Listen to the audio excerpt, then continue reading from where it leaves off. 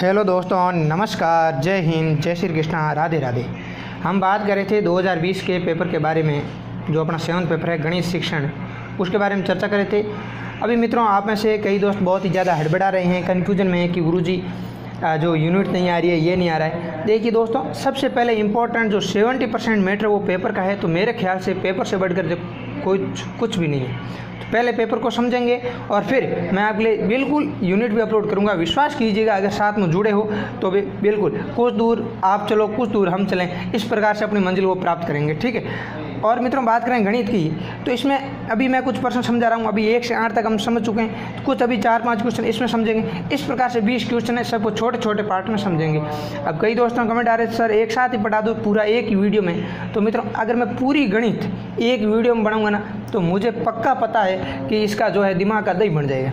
क्योंकि गणित सब्जेक्ट हम सब का जो है अभी छोड़े हुए 10वीं बाद में सबने छोड़ा है, तो अब एक साथ पूरा एक ही क्लास में पढ़ोगे ना, 100% जो है इसका पूरा जो है रायता इतना बिगड़ जाएगा कि समेटना मुश्किल हो जाएगा। इसलिए छोटा छोटा पढ़ेंगे और शॉर्ट एंड स्वीट के तरीके से बहुत ही अच्छे तरीके से पढ़ने वाले हैं। और रही बात मित्रों, तो अभी मैं आपको जो भी मैटर पूरा समझा रहा हूँ, इसकी PDF टेलीग्राम ग्रुप में भेजी हुई है। तो फिर अभी एक बार आप क्लास को अच्छे से समझिएगा और फिर रिवीजन के लिए आप मॉर्निंग में, अभी आज मैं भी पूरा करवा दूंगा, ठीक है, आज की डेट में।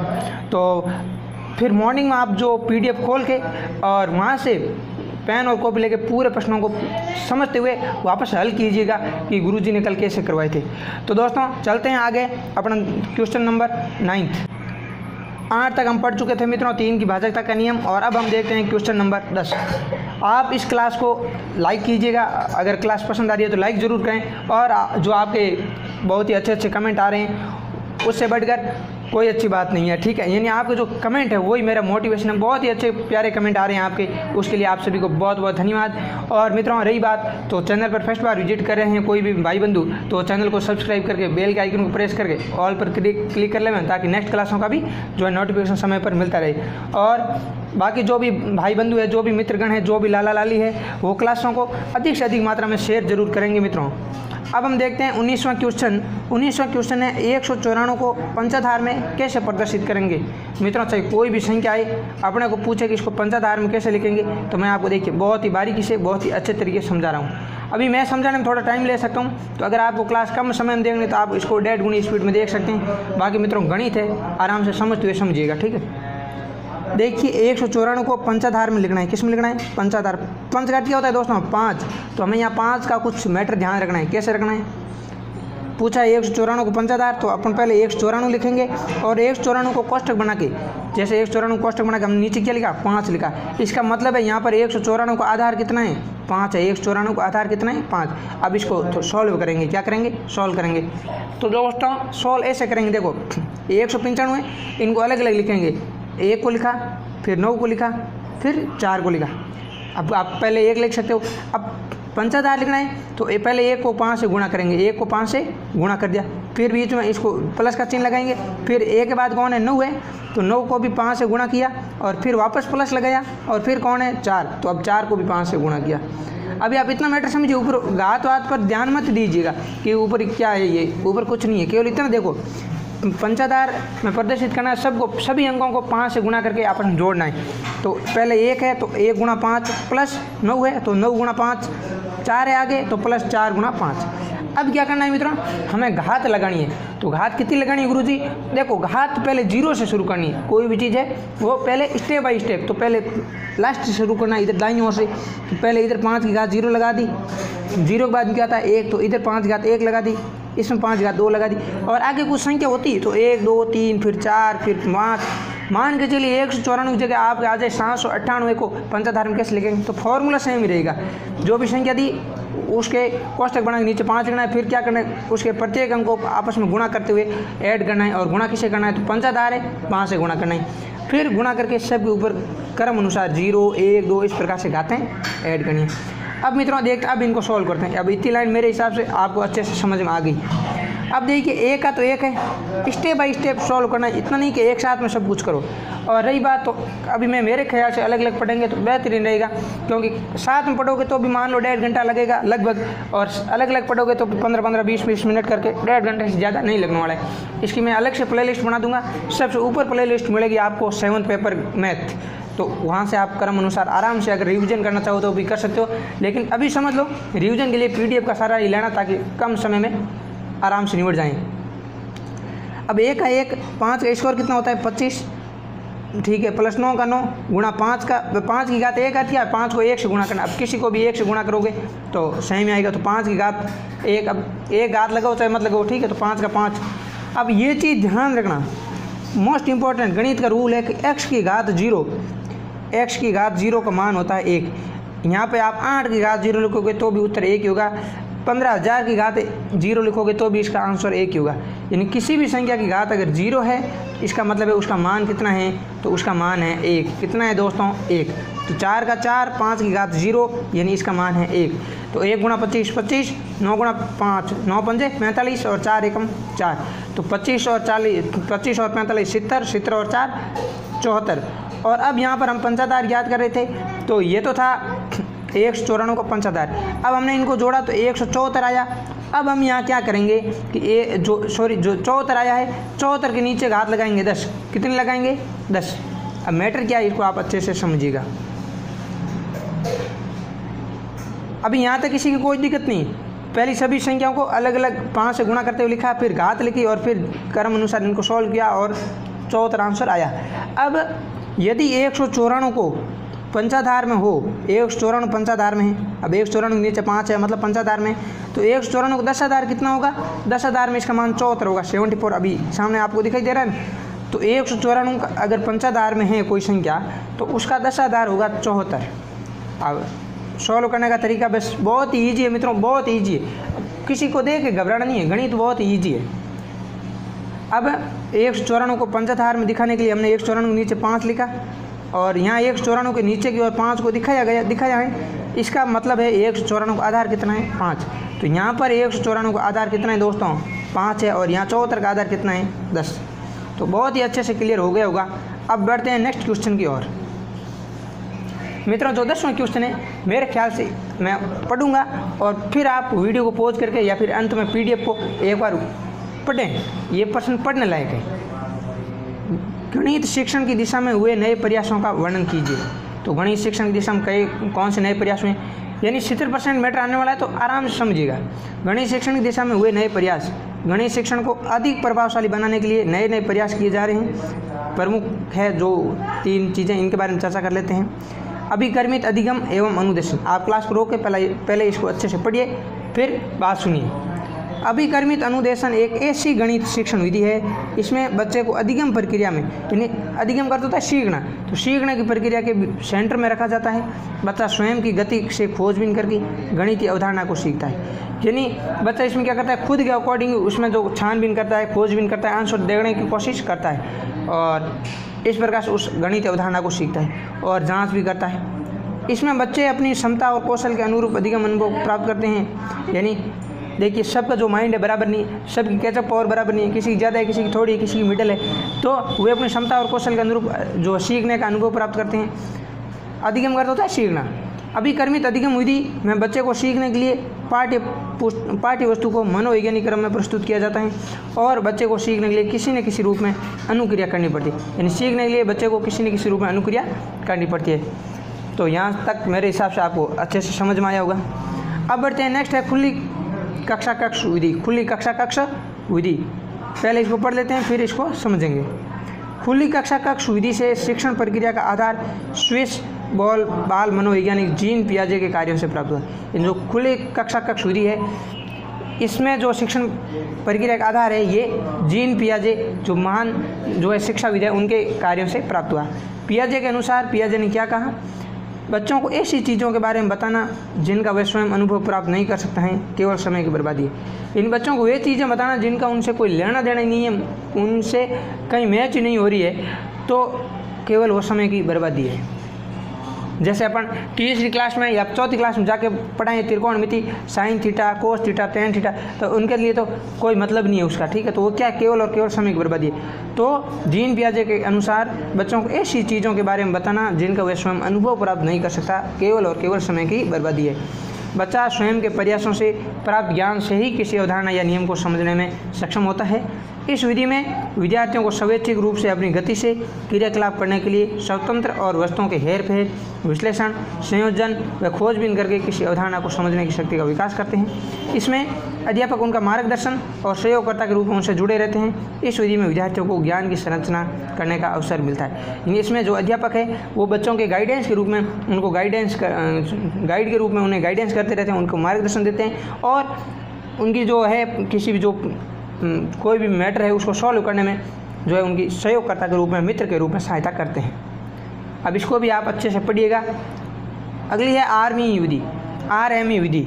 केवल मित्रों 10% थोड़ा समझने लायक है, पढ़ने लायक है। बाकी वाले जो समझने लायक चीज़ें हैं वो मैं अच्छे से समझाऊंगा।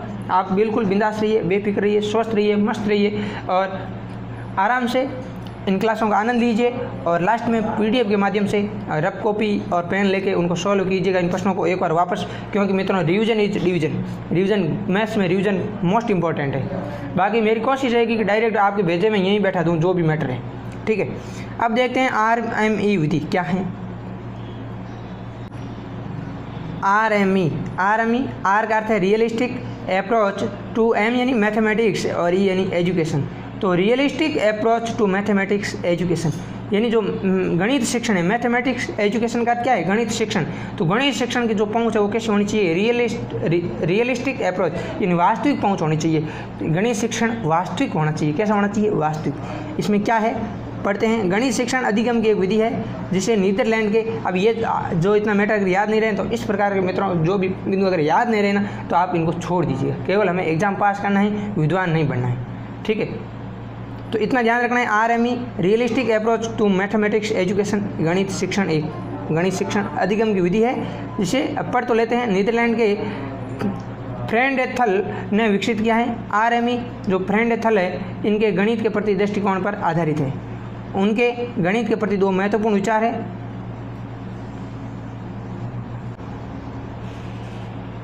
तो इनके ये मित्रों जो नाम है उच्चारण में थोड़ी बहुत ठीक है मिस्टेक हो सकती है, मैं गारंटी नहीं लूँगा। तो जो है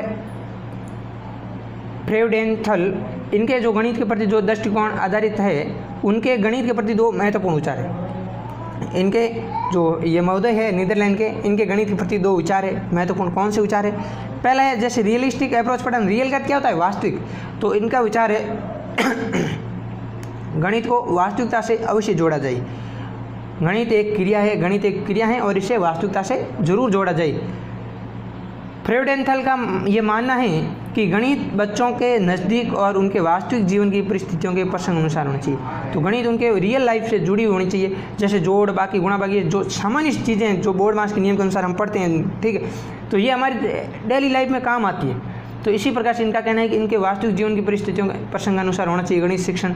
वे वास्तविक जीवन की मूर्त परिस्थितियों की समस्याओं के अलावा बच्चों के कल्पनाशील मस्तिष्क में उमड़ घुमड़ रही परिस्थितियों की समस्याओं को भी गणित की समस्याओं पर जोड़ने पर बल देता है। तो मित्रों ये थी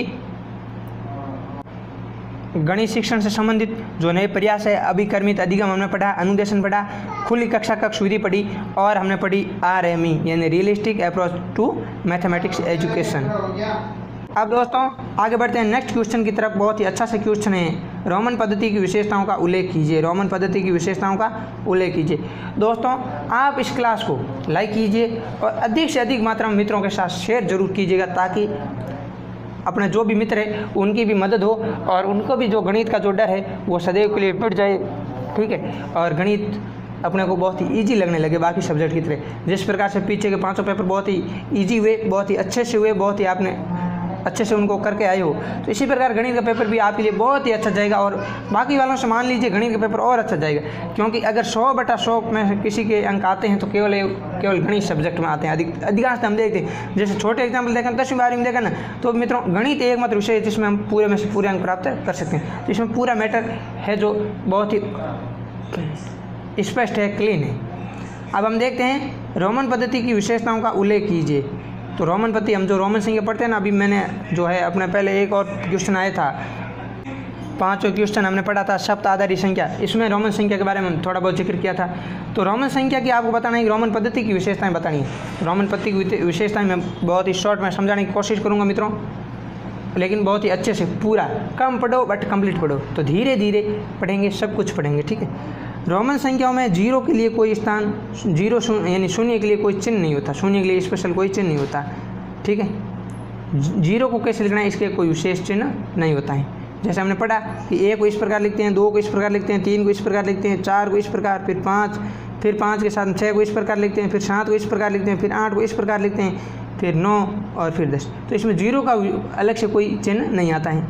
फिर बात है कि ये 1 है, इसको हम बहुत ही अच्छे से पढ़ चुके हैं मित्रों ऑलरेडी पहले भी। 1 है और ये जो x का चिन्ह है 10 है, ठीक है। इसी प्रकार से ये जो c है, तो c 100 को पढ़ते हैं, m है m 1000 को पढ़ते हैं। तो हमने क्या देखा, ये 1, फिर x का मतलब 10, c का मतलब 100 और m का मतलब 1000। ये संकेत अधिक से अधिक 3 बार लगातार आ सकते हैं। ये संकेत कंटिन्यू अगर देखें तो कितनी बार आ सकते हैं, हाईएस्ट 3 बार आ सकते हैं। और जब 3 बार आएंगे तो इनका क्या करेंगे, इस स्थिति में उनका मान उनके योगफल के बराबर होता है। देखिए दोस्तों, आराम से समझिए कि ये जो 1, 10, 100 और 1000 है, इन जो जीरो वाले अंक है कंटिन्यू 1, 10, 100, 1000, इनको अधिक से अधिक 3 बार अपने एक साथ लिख सकते हैं कंटिन्यू।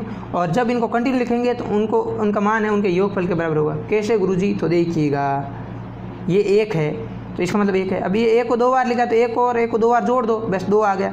1 3 बार लिखा है तो 1 3 बार का मतलब क्या, इनका योगफल कर दो, योग करो, तो 1 और 1 यानी कुल मिला के 3 हो गए। इसी प्रकार x का रूप क्या है, 10, x का अर्थ क्या हुआ 10, तो 2 बार x लिख दिया, इसका मतलब 10 और 10 2 बार हो गए, तो इनको ऐड कर दो, 10 और 10 20, इनको योग करो भाई, ऐड करो। और 3 बार x है तो 3 और 10 10 को जोड़ दो, 10 10 10 यानी कितना हो गए 30। तो कहने का मतलब है ये 1, 10 और 100 और जो 1000 है, इनको 3 बार कंटिन्यू लिख सकते हैं। और इनका मान कितना होगा, तो इनका योग करना, इनका मान है, इनका योग इनका जोड़ है, ठीक है, इनका जो आंसर है। बात करें c की, तो c का अर्थ होता है 100। अभी हमने क्या पढ़ा कि 1, 10, 100 और 1000 को 3 बार कंटिन्यू लिख सकते हैं, तो c का 100 हो गया। 2 बार c लिखा है तो 100 और 100 मतलब 200 हो गया।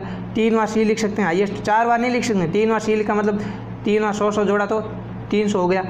तो सर 400 कैसे लिखेंगे, तो बात करेंगे आगे 400 के बारे में भी, ठीक है। लेकिन कंटिन्यू इनको हम 3 बार लिख सकते हैं। तो 400 कैसे लिखेंगे, तो 500 को कैसे लिखते हैं मित्रों, 500 को d लिखते हैं, तो d से 100 कम कर दो, तो कम वाला इधर आता है बाईं तरफ, तो बस c और d लिखेंगे, तो इसका मतलब 400 हो जाएगा। बहुत ही अच्छे से समझेंगे, पूरा समझेंगे, एक एक मैं आपका कॉन्सेप्ट क्लियर करता हुआ चलूँगा। m का मतलब 1000, तो 2000 लिखना, 2 बार m और फिर कंटिन्यू हाईएस्ट 3 बार m आ सकता है। इन 3 बार ये संख्या आपस में आ सकती है। फिर हमने जो 5 है, ये v का क्या है 5 है, ठीक, l का क्या है 50 है, और d का क्या है 500 है। तो 5, 50 और 500, 5, 50 और जो 500 है, ये संकेत लगातार नहीं होते। अब गुरुजी ये हमें कैसे पता रहेगा कौन सा 50 का है कौन सा 500 है, तो ये मैं पहले शुरुआत में जो अपना 7वां है 5वां क्वेश्चन उसमें बता चुका हूँ, 5वां क्वेश्चन में। तो उनको आप जब वापस रिवीजन करोगे ना मित्रों, तो साइड में कॉपी में ये साइड में लिख के रख लेना, एक बार लिख लेना, पूरा काम चल जाएगा, ठीक है। तो थोड़ा आपको गणित में रिवीजन पक्का करना पड़ेगा और पीडीएफ से करना पड़ेगा। क्लास देखना फिर आप टाइम जाया मत करना, अभी एक बार देखो, अच्छे से देखो, ताकि ज़िंदगी में कभी वापस नहीं देखना पड़े, फिर केवल पीडीएफ पढ़ी और काम कंप्लीट। 5, 50 और 500 के संकेत लगातार नहीं जाते हैं, ये केवल एक बार ही लिखे जाते हैं।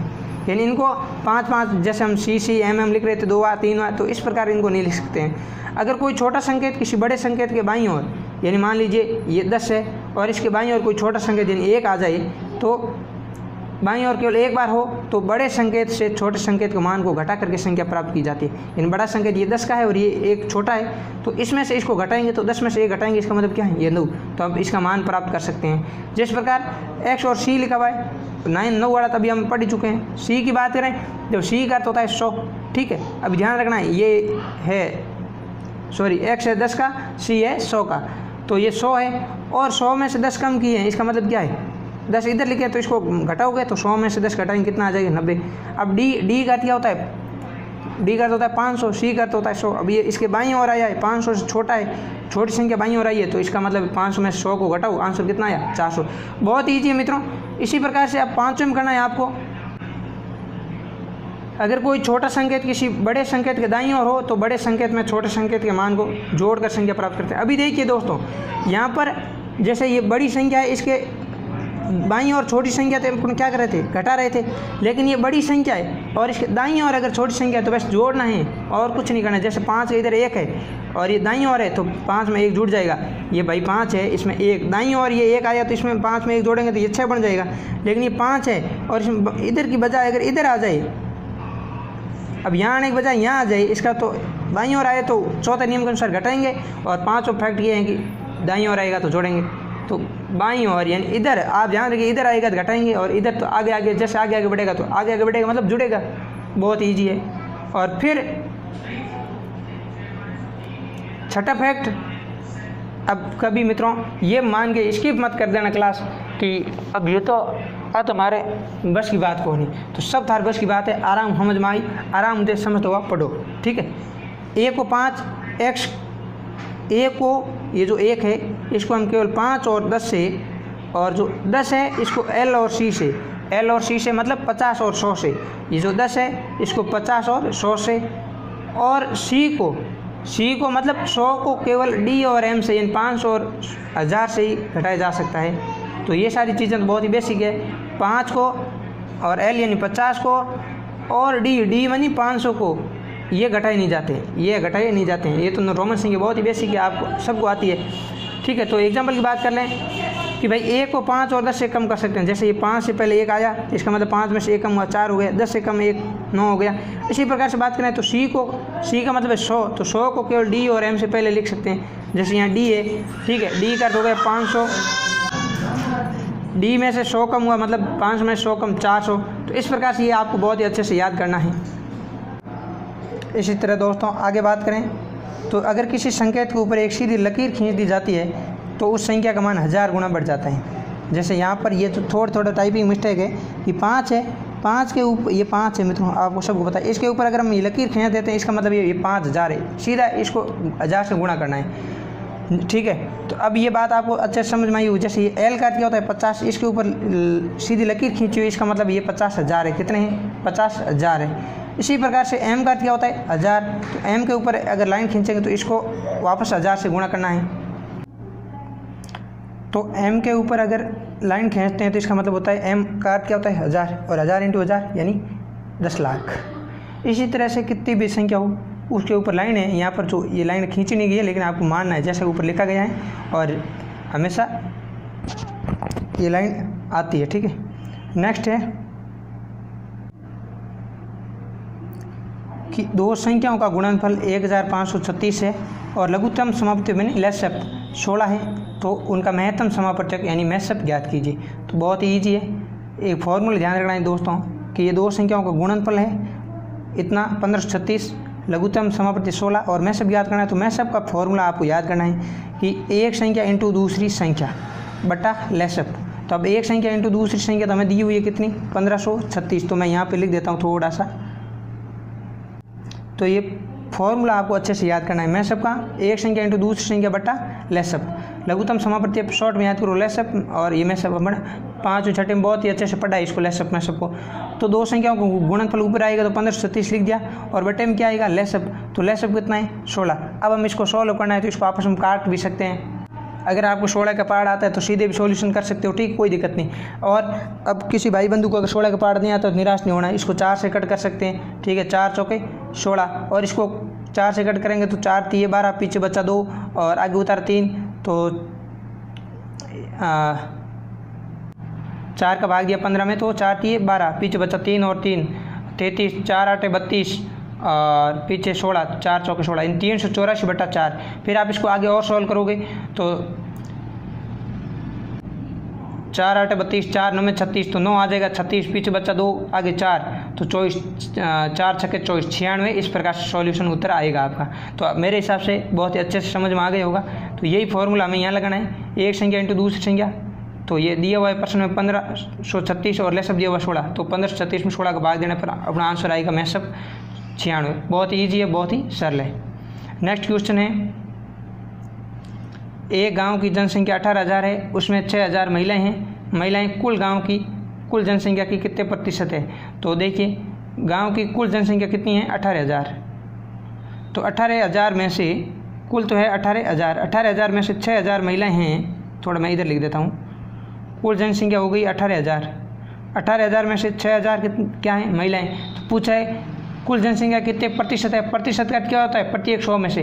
तो इन 18,000 में से 6,000 है, तो 100 में से कितनी होगी, यानी इनका प्रतिशत क्या होगा? ठीक है, प्रतिशत का होता है प्रति 100 में से।